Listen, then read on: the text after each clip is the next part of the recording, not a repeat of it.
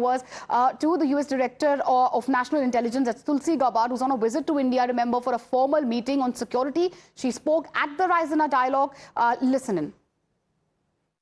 You know, first of all, in American politics, too often our politics is reduced to one party versus another party. I know we're not alone in this, but what was really unique, and it was an incredible experience to be a part of, was to see those barriers broken down just through the course of President Trump's campaign, where rather than taking the approach of being exclusive, you're on my team or you're on the other guy's team, he welcomed people both in the campaign and, as you've seen, in the cabinet, people who don't necessarily agree with President Trump on every issue or not of the same party, but understanding that when we come together around our shared mission of service to the American people, and how can we make their lives better, how can we achieve those goals and objectives that I outlined in my remarks, then we have the capacity to really make big, significant, positive change that once again is focused on the most important people, which is the people of our country. And bringing that focus of the government back to what everyone who works in public service should begin their day with, the mindset of what can I do in my role, in my job, whether you're a civil servant or you're an elected official, is how can I best be of service? And I think this is what made his victory possible. Against all odds, against all of the attacks. As you said, it was a historic comeback story. And I think you see this in his laser-like focus every day in delivering results and solving problems and challenging our own internal norms to make sure that those in government are actually serving the people.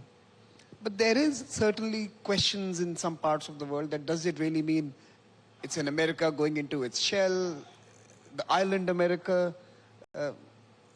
How do you respond to those questions that I'm sure you would be faced with as well when you through your travels through the Indo-Pacific?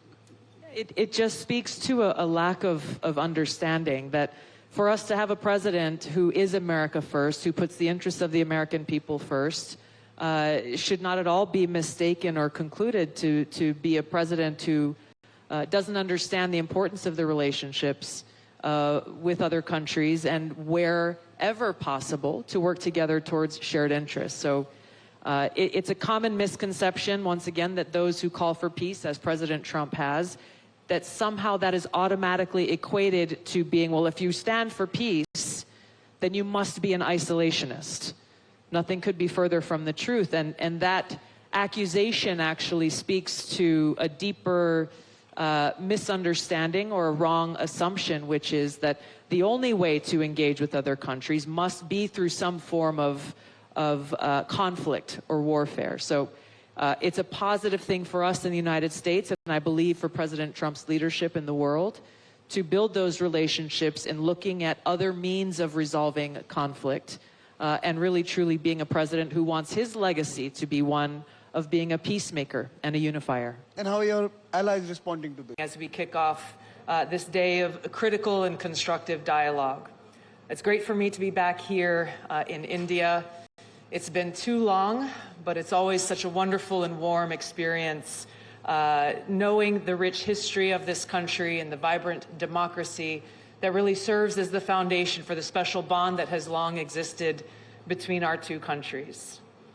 I wanted to start our conversation today by greeting you with Aloha and Namaste, because contrary to popular belief, these words are not just greetings. They actually both have very deep, spiritual, powerful meaning that for me personally have been at the core and heart of my life, and are what I hope will inspire meaningful dialogue and conversations here at Raisina. When we greet each other with Aloha and Namaste, what it really means is I'm coming to you and greeting you with respect. It is a recognition of the eternal, divine spirit that exists within each of our hearts. And it's a reminder that we are all connected, that we are all children of God, regardless of our race or religion, ethnicity, politics, our background, where we come from, our status in society. By greeting us in this manner, we are opening the door to have a much more meaningful and deeper exchange that gets past the divisiveness and the partisanship that too often poisons the conversations that we have. It's a critical reminder that what we share in common is far more powerful than that which sets us apart. It's great to be back here in India, and I especially want to thank Prime Minister Modi for the invitation to come here to get together with new friends, to greet old friends here from across the Indo-Pacific region and from around the world. I leave right after our dialogue here to head back to Washington, D.C., but it's been a constructive few days where I've been engaging with our Indian counterparts, working to continue to build off of the momentum that was created by President Trump and Prime Minister Modi's joint statement issued in Washington, D.C. after their Oval Office meeting.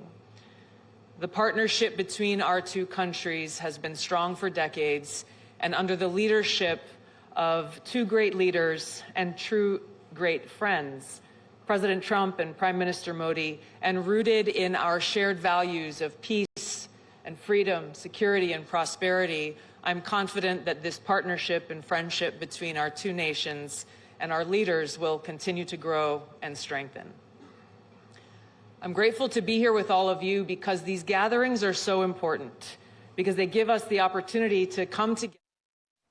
All right, that was Tulsi Gabbard hailing the Indo-U.S. ties. With that, we slip into a short commercial break. News and updates on the other side. Please don't go anywhere.